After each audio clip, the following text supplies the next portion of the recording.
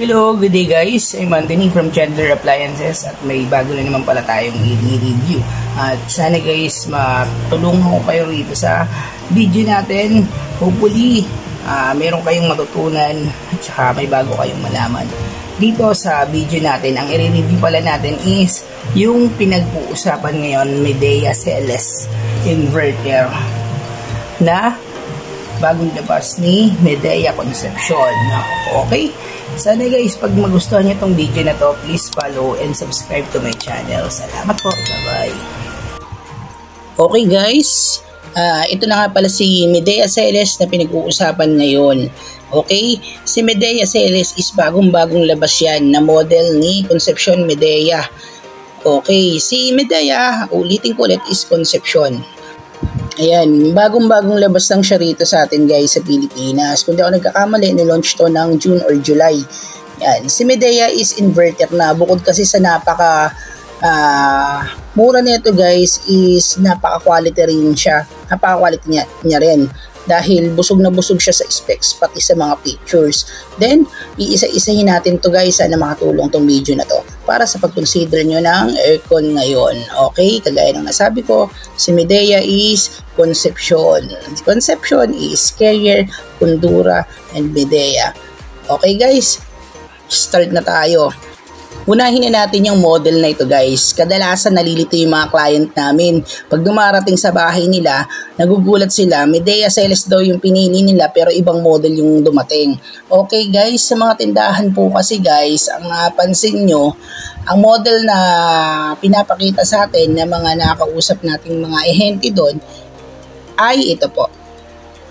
Midea FP53 AST010KEIVF4. Yan guys. Pero ang dumarating sa atin is FP42 AST010KEIVF4. Okay guys. Normal lang yan. Ayan yung indoor model. Ito naman yung outdoor model guys, FP38 AST010KEIVF4. Ito yung mga model series na darating sa atin, indoor at outdoor model. Minsan kasi guys, hindi na napapaliwanag ni Dicer or ni ahente yung mga ganitong senaryo. Kaya pagdating sa kanila, sa mga bahay nila o sa pagkakabitan mismo ng aircon is nagkakagulo. Ayun guys, isa yun sa pinaka dapat nating tandaan, yung pagkakaiba ng model ng indoor tsaka outdoor tsaka ng pinapaliwanag sa atin ng mga ahente. Okay guys, proceed naman tayo sa mga special pictures na nilabas ngayon ni Midea Inverter CLS. Yan. Okay guys, ito yung pinaka indoor model niya. Okay, si Midea CLS is white color pa din. Tapos yung pinaka 5-star rating niya o yung tinatawag nating CSPF o yung 5-star, bago na po kasi ngayon yan. Dati po kasi ang nakalagay dyan, yung yellow label is yung EER o yung Energy Label Guideline niya. Pero ngayon mas accurate na po itong CSPF 5-star. Mas mataas na star, mas matipid yan sa kuryente. Okay? Yan. CSPF, Cooling Seasonal Performance Factor. Okay, Cooling Seasonal Performance Factor, ayan yung pinaka-meaning niya guys. Kaya pag nakita niyo yung 5-star doon sa may nakadikit na sticker sa kanya, mas mataas is mas matipid sa kuryente. Ayan yung pinaka-appearance niya. Indoor niya is may Midea na nakalagay sa gilid na may silver, then may Celeste inverter na nakalagay sa taas. Yung energy label niya is 4.60, napakatipid na niyan guys sa kuryente. Okay, at ang wattage nito guys is nasa 810 watts lang. Kaya bukod dun sa pagiging inverter niya, matipid na rin siya talaga sa kuryente. Hindi ko pa sinasabi yung mga pictures. Nandun pa lang tayo sa mga appearance niya. Tapos dun sa may 5-star rating na tinatawag natin. Okay guys. Yan. Ayun yung pinaka-appearance ng indoor niya. Tsaka yung outdoor niya. Especially yung pinaka-indoor Meron din itong tinatawag na leakage detection guys.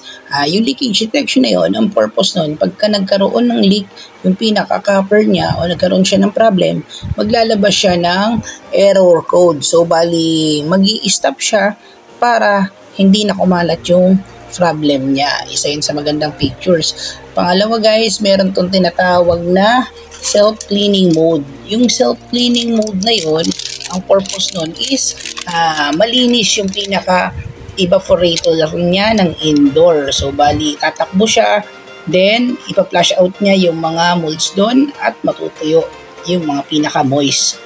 Tapos, pangatlo guys, meron tang tinatawag na flash cooling. Yung flash cooling naman na yun guys, within 30 seconds, kaya niyang mapalamig yung buong room kung saan nakalagay yung pinaka-aircon natin.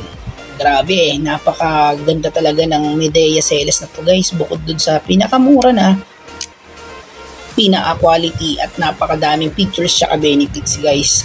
Tapos ito yung pinakabagong bago guys, and may tinatawag siyang catalyzed filter. Okay guys, yung cold catalyzed filter, babasahin ko na lang, are a type of filter used in air purifier that transform box formated benzene and other harmful gases into less toxic pollutant. Okay guys, grabe naman to. Tapos meron siyang tinatawag na hypergraphene guys. Ito, grabe to. Yung hypergraphene na to, based dun sa nabasa ko, meron siyang pinagpatong-patong na graphenes, yung mga gold pins na mga tinatawag, wala yun sa kanya. Ito halos 20 to 30 years daw yung itatagal ng pinaka-pins niya, dahil hindi siya basta-basta natatapuan ng kalawang at ng mga alikabok. Ayun, may mga paliwanag sila dyan.